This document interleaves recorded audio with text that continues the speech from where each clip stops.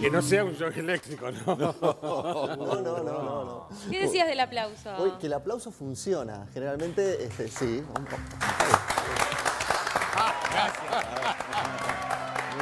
El aplauso activa, moviliza las partículas del aire, se golpea, genera la energía. Sí, a veces se nos va la mano y aplaudimos cualquier cosa. Bueno, sí. También Es cierto. aplaudimos cualquier cosa. Depende de cada cual, de quién aplaude. Bien, vamos a hablar hoy sobre las plantas y el efecto que generan en los ambientes. Las plantas son seres vivos que emiten bioenergía. Nos olvidamos muchas veces, ¿no? La pensamos como un elemento decorativo más de los espacios y los ambientes. Sin embargo, tienen vida, emiten una serie de radiaciones, emiten rayos infrarrojos, calor, por ejemplo, al ambiente, y modifican el balance bioambiental de los espacios. Generalmente en forma muy positiva. Incorporar vegetales y seres vivos son, aunque no hablen, son compañía. Son compañía. Los japoneses han estudiado mucho en los últimos años las plantas, sus efectos, y lo hacen a partir de lo que podríamos llamar raramente las formas de las plantas, de las hojas, de las ramas, de los árboles, de los vegetales. A partir de las formas, por ejemplo, no sé, una espinosa, por ejemplo, ¿sí? Tiene puntas, tiene pinchos.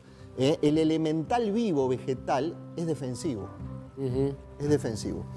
Vamos a ver algunas imágenes que tenemos sobre la foto Kirlian, famosa fotografía inventada por los rusos allí en la década de los 60 o de los 70, ¿no? Ahí tenemos algunas imágenes que nos pueden mostrar cosas que el ojo humano no ve a simple vista. Ese es un campo de origen electromagnético, de ionización del aire alrededor de la planta, del vegetal, a través de los, vamos a llamarlo, poros de las plantas, ¿sí? O de los vegetales, y emiten determinada serie de colores, de frecuencias, de espectro de onda, a partir de los cuales también se estudia las características vegetales y cómo influyen ellas en los espacios y los ambientes.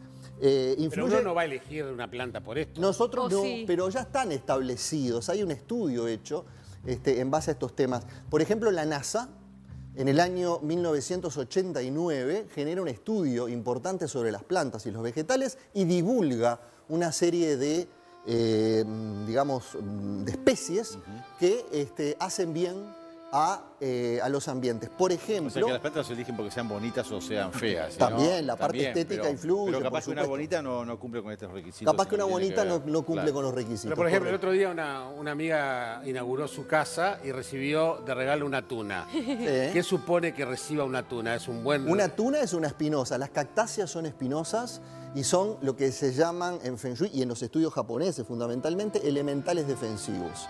¿Es un buen regalo? Es un buen regalo, ¿Pero depende dónde de dónde van? las coloques. El tema es ese. A mí todo el mundo me dice, no, ponela en la ventana porque la energía y ¿Dónde van? Es así como tú dijiste, Ok. ponerla en la ventana. Es eso, las cactáceas van en las ventanas. Ya había estudiado ella el tema.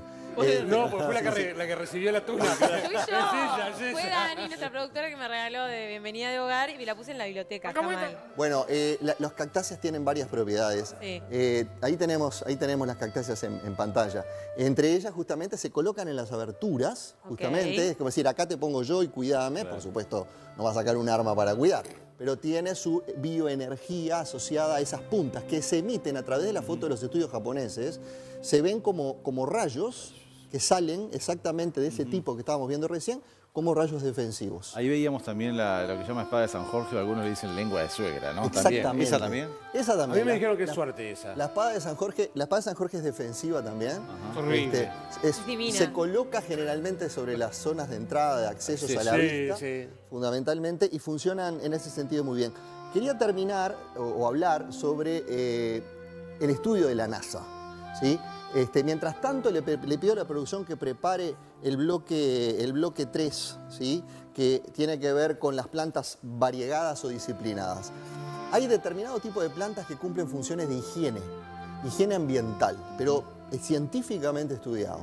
Por ejemplo, limpian de gases el ambiente que para nosotros son no favorables.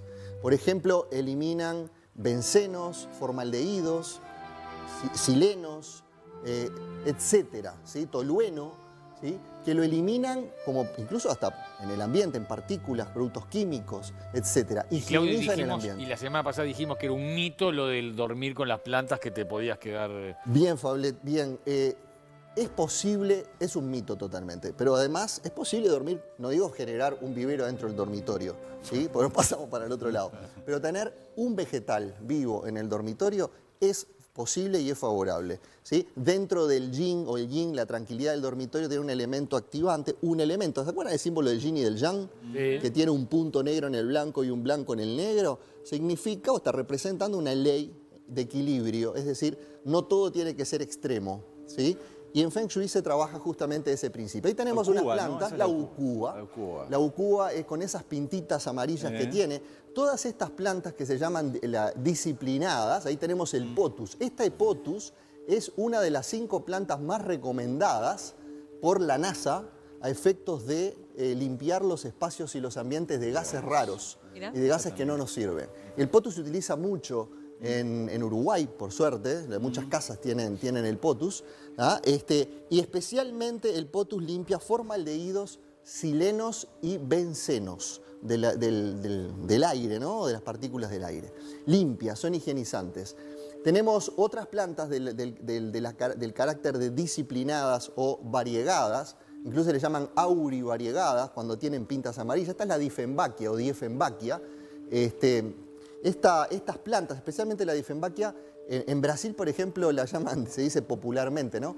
Conmigo ninguém pode, conmigo nadie puede, ¿sí? Son plantas fuertes, son plantas que tienen determinadas características que se colocan en determinado lugar de la casa y dicen, aquí estoy, y van generando, de alguna manera, una presencia y una colaboración en el balance bioambiental muy, muy positiva. Están de moda las orquídeas también ahora en interior. Las orquídeas, bueno, son muy delicadas las orquídeas. Y caras. Y caras, muy caras.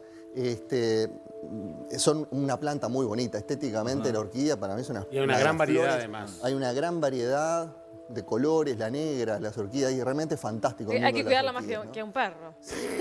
Son bravas. Tal cual. Luego tenemos la categoría de las espinosas. Le pedimos a la producción que ubique por allí el bloque 4, que son plantas de carácter protectivo y defensivo, como decíamos. Se ubican generalmente en las zonas, en las zonas linderas, ¿vieron? A los que tienen jardín, se ubican en los linderos de los predios, de los lotes, ¿sí? Contra los vecinos, ¿no? Son defensivas, bueno. Realmente. O también en las entradas, en las zonas de entrada de las casas o contra las ventanas. Las cactáceas que por allí hablaban ustedes hoy, lo están estudiando los mexicanos, ¿sí?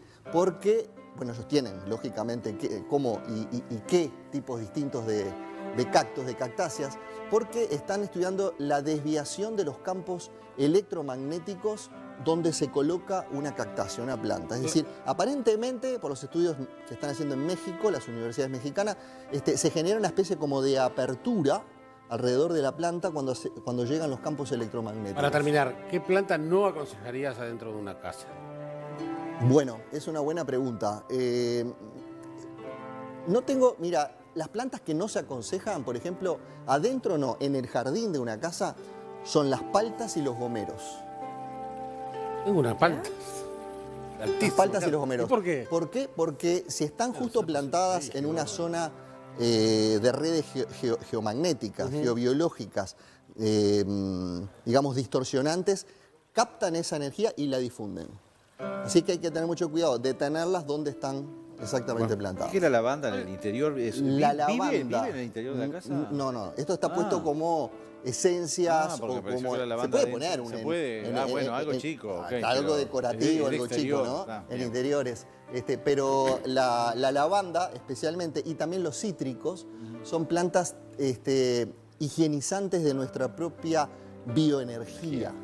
Nuestro campo etérico vital se purifica y se limpia. Con lavanda, ahí tenemos las imágenes, y con cítricos, especialmente el limón. Utilicen mucho aroma de limón y de naranja, los cítricos. Mientras que la mandarina o la bergamota son activantes, el limón y la naranja son higienizantes. No pongas un limonero dentro de tu casa. No. Y las flores que estábamos viendo por allí recién, Las flores son muy recomendadas porque están representando, desde varios estudios, las virtudes y los estados del alma. Las flores y los colores de las flores son muy importantes.